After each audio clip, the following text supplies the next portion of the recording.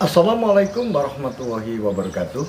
Bismillah, alhamdulillah, wa syukurillah, ala nikmatillah, la haula wa la quwata illa billah, amma ba'du. Pemirsa, ketemu kembali dengan Kilamong Putro, salam budaya warisan Nusantara. Pemirsa dimanapun Anda berada, izinkan saya untuk melanjutkan keterangan-keterangan saya tentang Gajah Mada, prajurit sejati Kerajaan Mojopahit. Pemirsa dimanapun Anda berada, tiba-tiba ada seseorang yang datang dari arah barat menuju ke timur, menuju ke pintu gerbang bagian barat.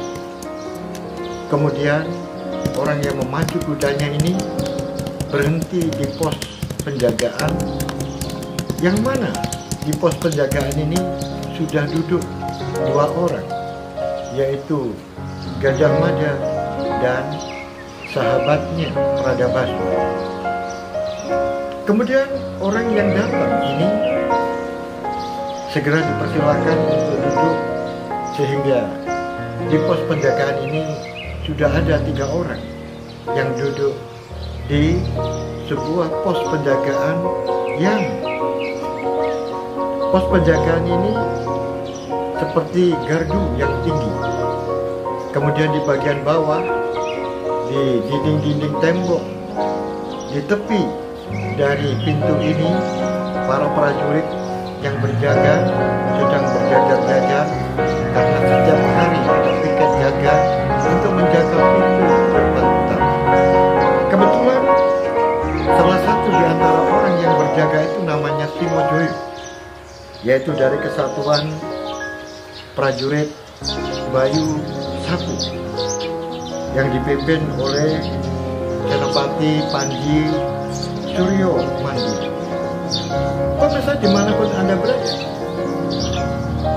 kemudian orang yang datang ini adalah Bayangkara. Kemudian orang yang datang ini yaitu Bayangkara Kedit Galih dipersilakan untuk naik di atas panggung di mana pos penjagaan yang ada di belakang pintu gerbang utama, yaitu pintu gerbang bagian barat. Pemirsa dimanapun Anda berada, kemudian Gajah Mada menyapa, "Bagaimana adikku Kedit Galih? Ada berita apa yang perlu kamu laporkan kepada saya?" "Mohon ampun, Kakang, saya akan melaporkan tentang tugas Kakang yang berikan kepada saya untuk mencari informasi tentang keberadaan latihan-latihan perang yang saat itu diberitahukan oleh Kakang Pradabasu kepada Kakang Gajah Mada, sehingga Kakang Gajah Mada memberikan tugas untuk melakukan telik sandi yang ada di daerah Karangwatu. Baiklah, kalau begitu apa yang kamu ketahui tentang keadaan situasi, kondisi yang berada di daerah Karangwatu?"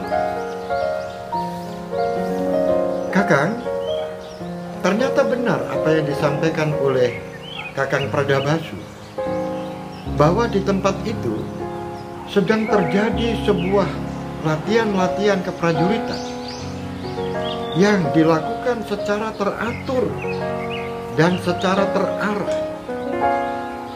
Kemudian latihan-latihan ini benar-benar terprogram. Jumlah orang-orang yang latihan di sana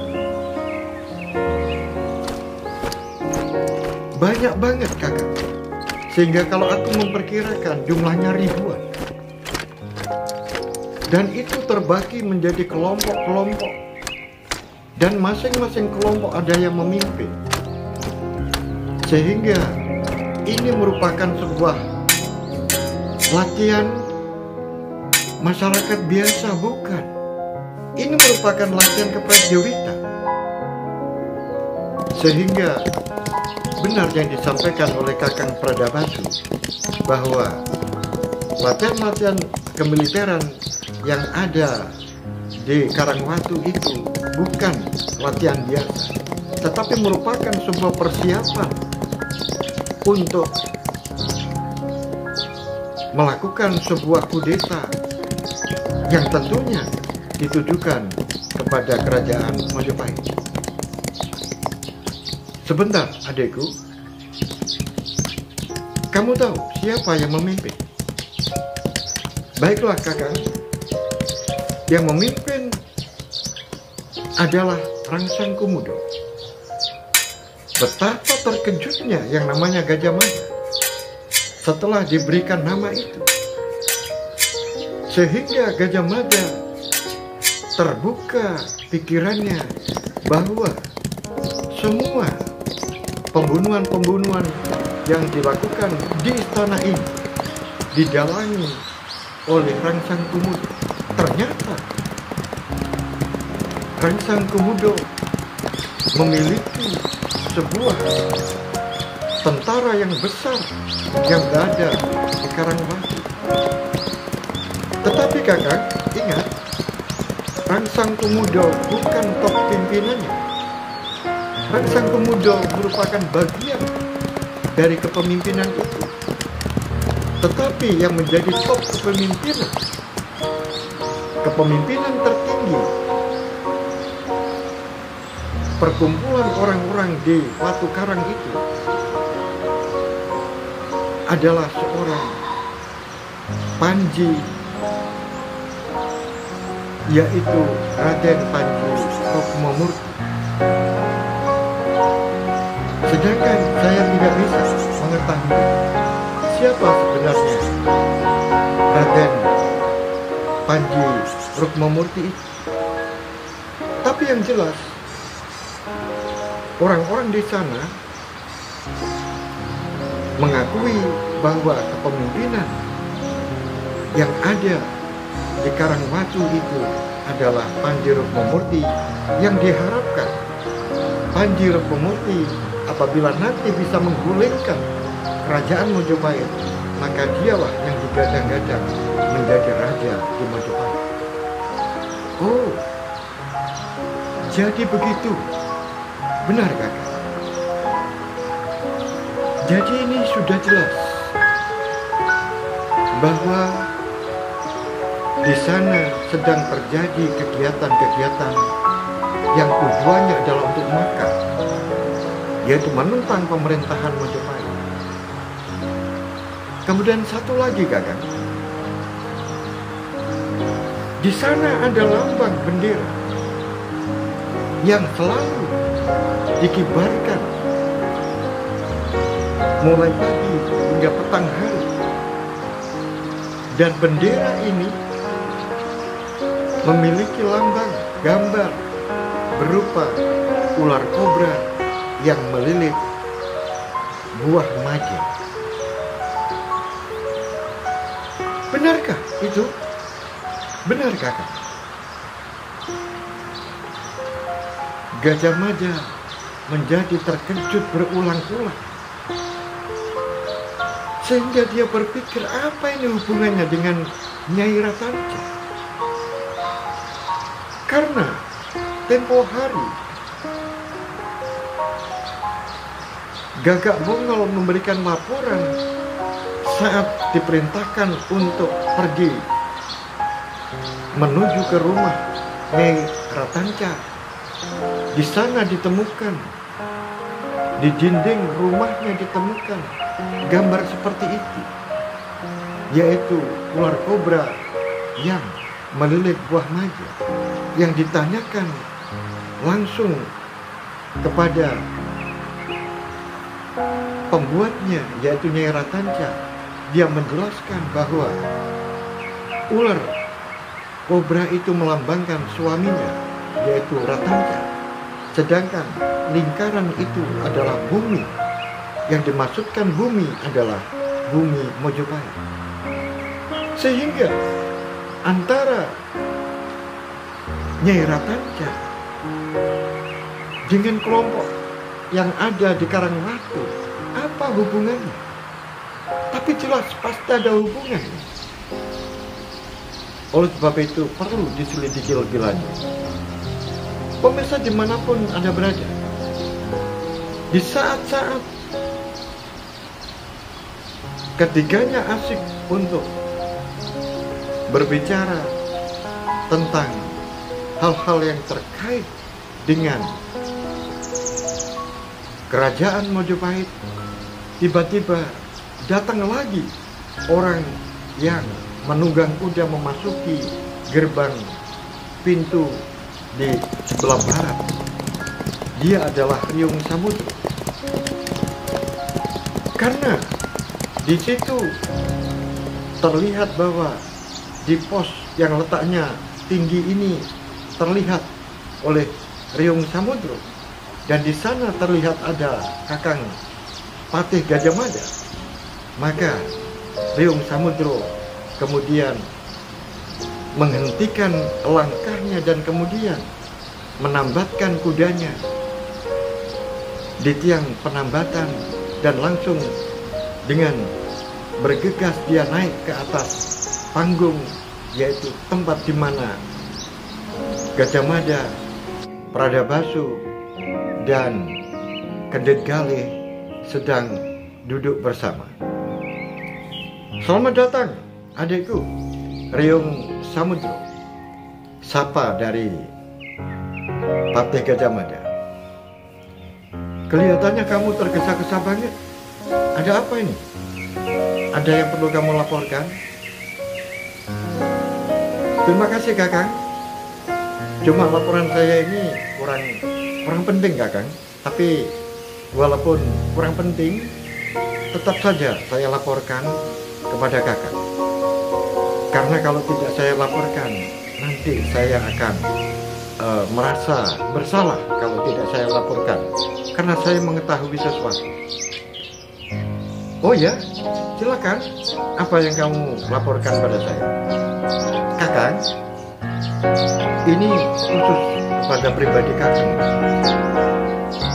bahwa saya mendengar dan saya tahu ada seseorang yang selalu menjelek-jelekkan nama Kakang. Di mana-mana ada kesempatan, maka nama Kakang selalu disudut-sudutkan, dijelek-jelekan. Entah saya tidak mengerti apa maksudnya, kok selalu menjelek-jelekan Kakang. Siapa orang itu? Orang itu Kakang, namanya adalah Rakembar. Dia selalu kalau ketemu dengan prajurit siapa saja, dia selalu menghasut agar tidak mempercayai Kakang. Nah, oleh sebab itu, ini perlu saya sampaikan kepada Kakang, agar Kakang Gajah Mada selalu waspada terhadap mulutnya orang ini, sehingga Kakang tidak melakukan kesalahan apabila bertemu dengan orang ini. Baiklah, terima kasih adikku Riung Samudro. Adik Pradabasu, tahukah kamu siapakah Rakembar itu? Wah, ini Kakang tes saya ya? Oh tidak, cuma saya ingin mencocokkan antara apa yang saya ketahui dengan apa yang kamu ketahui. Kakang, 9 tahun yang lalu, Kakang kan masih ingat, yaitu pada tahun 1319, saat Rangkuti melakukan sebuah pemberontakan yang sungguh saat itu mendebarkan, karena seluruh senopati hampir habis dibasmi oleh kelompoknya Rangkuti. Dan di sana ada dukungan seorang patih Halayuda, sehingga kelompok ini menjadi beringas karena ada orang-orang yang membekengi kelompoknya. Dan karena tugas setiap hari berada di istana, sehingga pemberontakan ini sungguh sangat terselubung dan tidak terdeteksi. Dan ketika melakukan operasinya, dilakukan pada waktu malam hari, sehingga orang-orang saat itu lelap tidur. Kemudian para senopati dibunuh dengan kejam. Akhirnya kita bisa menyelamatkan raja kita dan kita bawa lari ke Bedanda. Loh, iya, hubungannya apa dengan Rakembar? Begini kakak, Rakembar itu merupakan anggota bagian dari Sapta Dharma Putra. Nah, mengapa dia tidak terlibat di saat ada pemberontakan Rangkuti? Ini merupakan keberuntungan bagi Rakembar. Karena Rakembar saat itu diperintahkan oleh Patih Halayuda untuk berkunjung ke Sumenep. Sehingga ketika terjadi pemberontakan itu, Rakembar berada di Sumenep. Sehingga pemberontakan ini membebaskan namanya, sehingga namanya tidak tersangkut di dalam pemberontakan yang dilakukan oleh Rangkuti. Inilah akhirnya saat itu beberapa orang yang selamat karena Ratanca, walaupun dia melakukan pemberontakan dan ikut terlibat, tetapi dikarenakan Ratanca ini menyerahkan dirinya, kemudian memohon maaf, memohon ampun kepada raja. Dan di samping itu juga pertimbangan raja, karena Ratanca memiliki kepandaian dan keahlian di bidang pengobatan dan pengolahan racun. Akhirnya berdasarkan pertimbangan itu, Ratanca diampuni. Sedangkan Rakembar kemudian setelah aman, semuanya dalam keadaan tereksekusi, orang-orang yang melakukan pemberontakan ini kemudian dihukum sesuai dengan apa yang dia lakukan. Kesalahan-kesalahannya diketok palunya oleh Prabu Jayanegara saat itu. Maka Rakembar belum kembali ke kerajaan Mojopahit. Dia masih berada di Sumenep. Nah, setelah semuanya beres, akhirnya Rakembar kembali ke kerajaan Mojopahit, sehingga dia bisa melanjutkan ketentaraannya. Sehingga sekarang ini posisinya sudah menjadi senopati muda, senopati Anom, yaitu senopati di bawah kekuasaan Senopati Panji Suryo Mandura, sehingga dia menjadi wakilnya sekarang. Oleh sebab itu, kakak,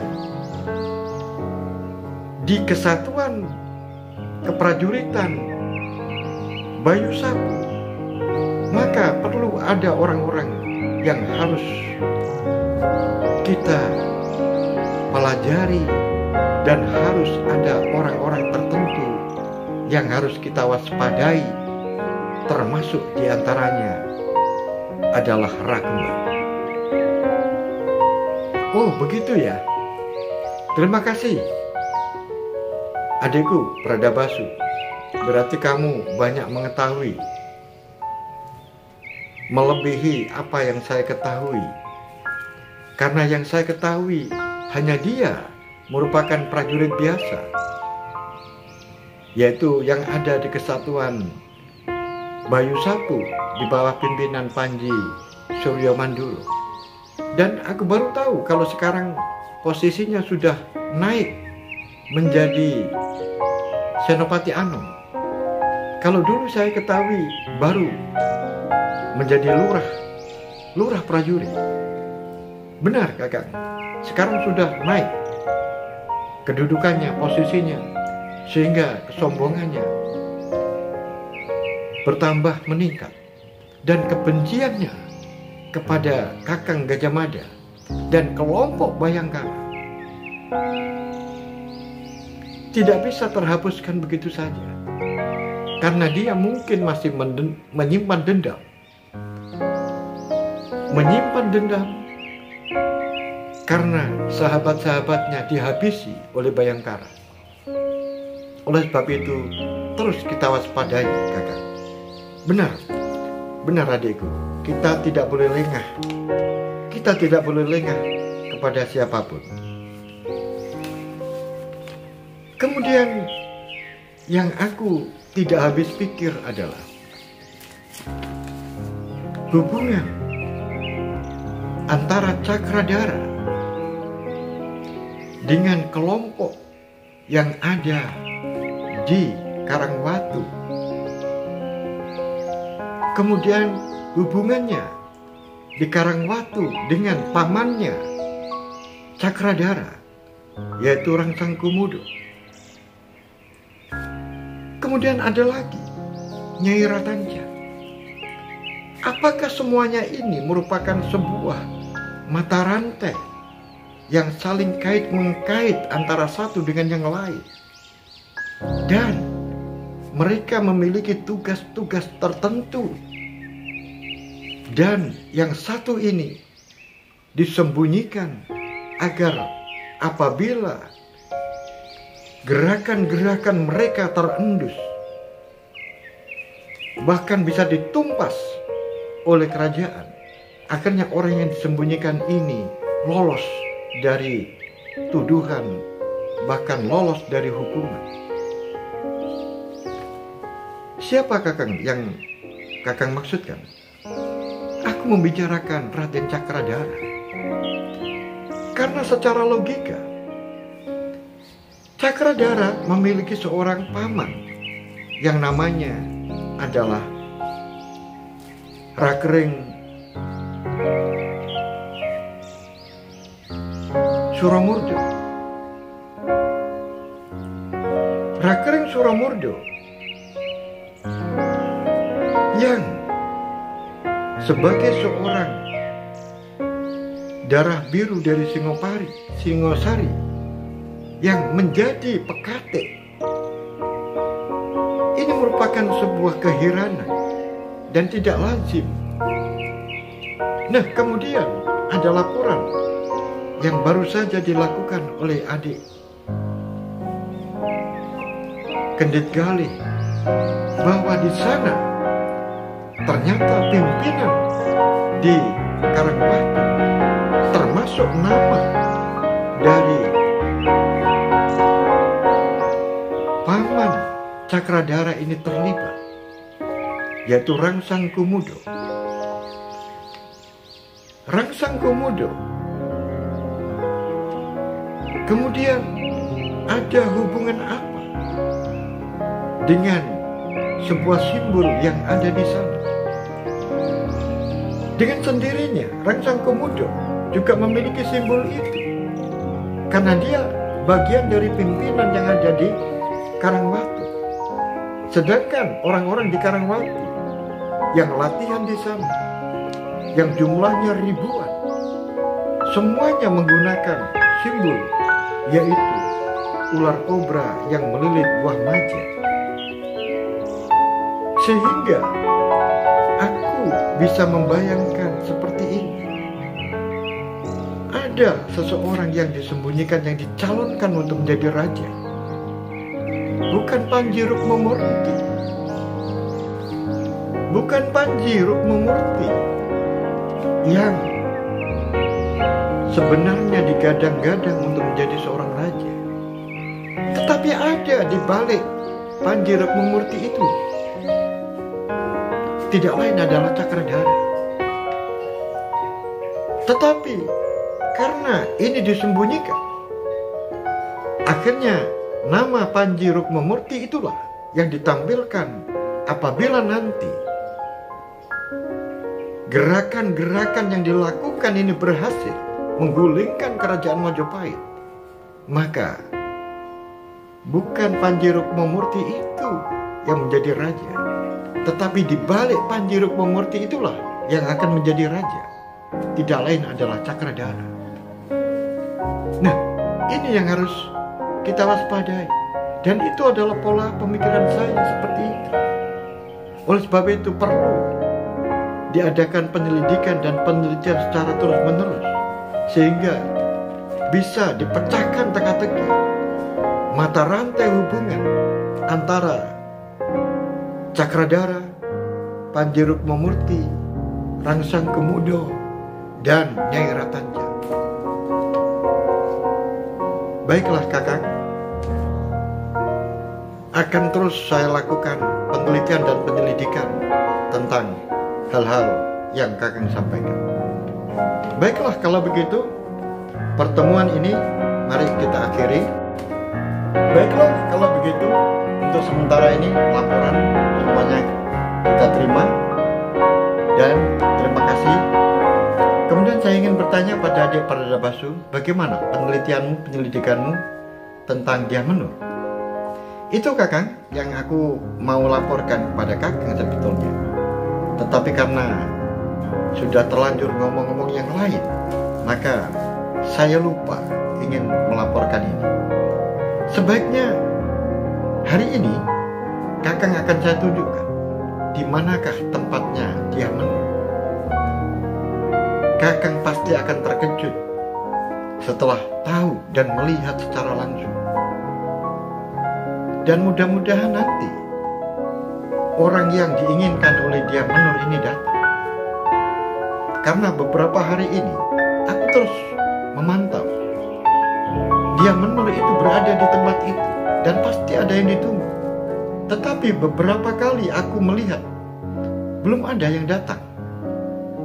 Yang saya maksud adalah Raden Gudomerto masih belum datang. Nah, mudah-mudahan ini nanti Kakang, ayo kita intai bersama, kemudian nanti kita amati. Tetapi tentunya tidak boleh kita dengan gegabah kemudian bertindak dengan semena-mena kemudian kita menangkap, jangan. Karena itu nanti akan memutus tali rantai kita. Penelitian kita akan hilang sampai di situ. Oleh sebab itu biarkan saja. Kemudian kita ikuti saja nanti perkembangannya. Baiklah kalau begitu, ayo kita berangkat.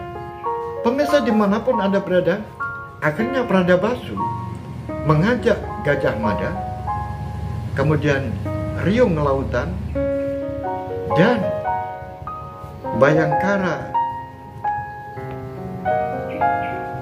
Kendit, Gali diajak pada sebuah tempat, yaitu tempat pemakaman.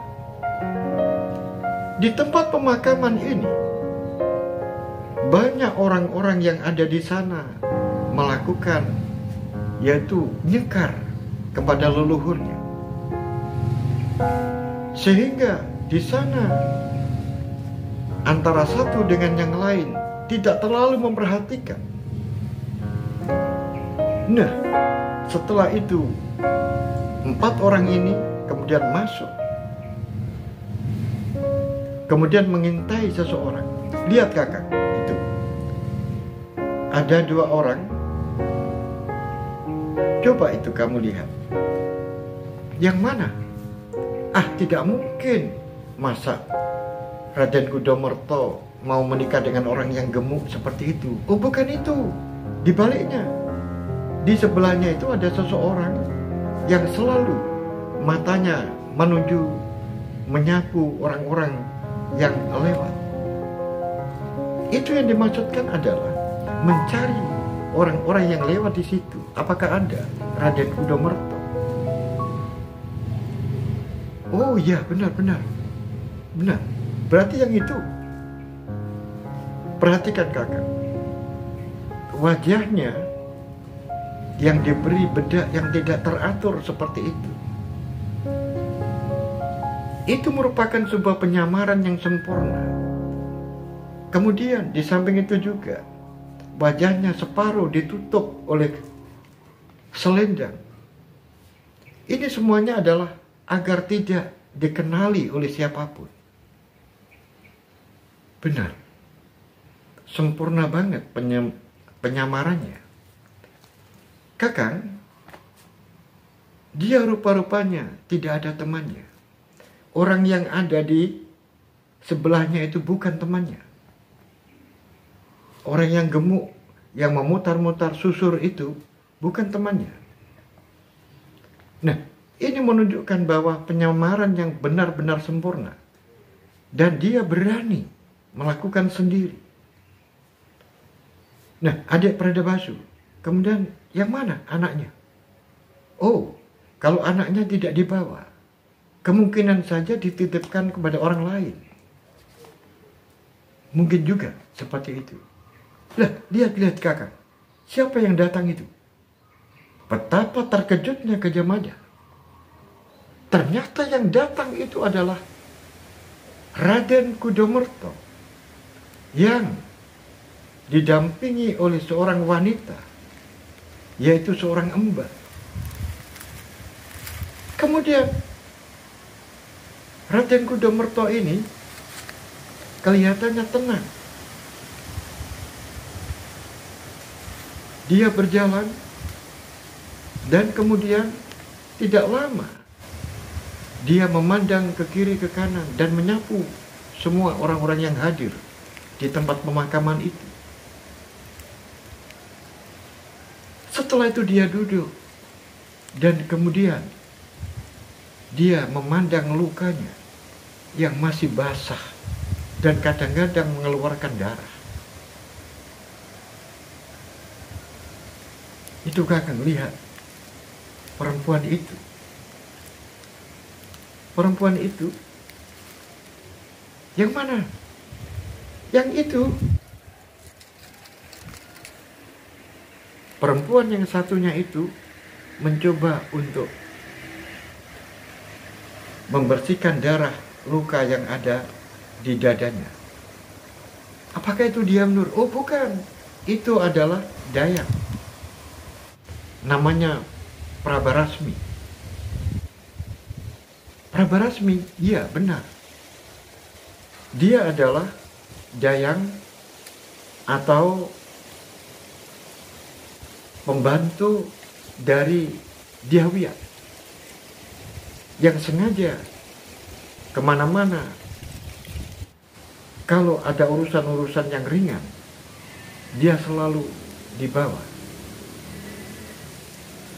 Karena kakak sendiri sudah tahu kan, hubungan antara Raden Kudamerta dengan Dyawiyat kan masih belum serasi. Sehingga kemana-mana dia tidak pernah ikut. Nah, untuk itu Dyawiyat memerintahkan Prabarasmi untuk mengikuti suaminya. Tiba-tiba dilihatnya Gajah Mada dan teman-temannya dari jarak yang cukup jauh. Wanita yang disebut dengan Dyah Menur itu mendatangi Prabarasmi, kemudian menyerahkan selendang. Entah apa yang dimaksudkan. Kemudian Dyah Menur tiba-tiba menghilang. Setelah memberikan selendang itu, Dyah Menur kemudian melenyap. Entah kemana. Kemudian selendang ini diserahkan kepada Raden Kudamerta. Setelah menerima selendang ini, Kudamerta menjadi kaget dan langsung berdiri. Kemudian menanyakan kepada Prabarasmi, "Ini selendang apa?" Prabarasmi kemudian mengatakan, "Wahai Tuan, Raden, tadi ada seseorang wanita yang menyerahkan selendang ini kepada saya. Dia memerintahkan agar selendang ini dipakai untuk membersihkan luka yang ada di dada Raden." Kemudian, "Kamu tahu orangnya?" "Tahu." "Tunjukkan di mana?" Tetapi Prabarasmi menjadi kecewa karena orang yang memberikan selendang itu sudah lenyap. Akhirnya Raden Kudamerta menjadi penasaran. Mengapa? Karena selendang yang diberikan kepada dirinya itu adalah selendang dirinya yang pernah dia berikan kepada Dyah Menur. Sehingga dengan selendang ini Raden Kudamerta bisa mengetahui bahwa Dyah Menur yang dia cari ada di sekitar makam ini. Akhirnya, pemirsa dimanapun Anda berada, Raden Kudamerta kemudian mengatakan kepada Prabarasmi, "Wahai Prabarasmi, saya Raden, maukah kamu saya berikan tugas rahasia? Kamu tidak membocorkan kepada siapapun." "Siap Raden, saya siap untuk menyembunyikan apa yang menjadi rahasia Raden." Kemudian Raden Kudamerta melepas gelang yang ada di tangannya. Wow, gelang emas yang begitu besar diberikan kepada Prabarasmi. "Ini sebagai hadiah, dan kamu cari perempuan yang memberikan selendang ini, dan kemudian ajaklah perempuan itu ke rumahmu, dan jangan boleh pergi dari rumahmu. Kalau nanti kamu sudah mendapatkan, maka beritahu saya dengan segera, dan kamu akan saya beri hadiah 2 kali lipat dari gelang ini." "Baiklah Raden, saya berjanji. Saya akan menemukan perempuan itu dan saya akan mengajak perempuan itu untuk ke rumahku." "Baiklah kalau begitu." Pemirsa dimanapun Anda berada, begitulah sebuah cerita yang begitu saling terkait antara satu dengan yang lainnya. Oleh sebab itu pemirsa, bagaimanakah kelanjutan dari cerita ini? Mampukah Prabarasmi menemukan Dyah Menur yang sudah menghilang? Kemudian bagaimanakah Pradabasu yang ditugasi untuk mengikuti Dyah Menur itu bisa mengorek semua keterangan-keterangan dan hubungan-hubungan yang dilakukan Dyah Menur? Kemudian bagaimanakah tindakan Gajah Mada setelah mengetahui di sebuah daerah Karangwatu yang sedang melakukan sebuah rencana pemberontakan kepada kerajaan Majapahit? Oleh sebab itu, ikutilah terus cerita ini hingga selesai. Sampai di sini akhirul kalam. Billahi taufiq wal hidayah, waridha wal inayah. Assalamualaikum warahmatullahi wabarakatuh. Salam budaya warisan Nusantara.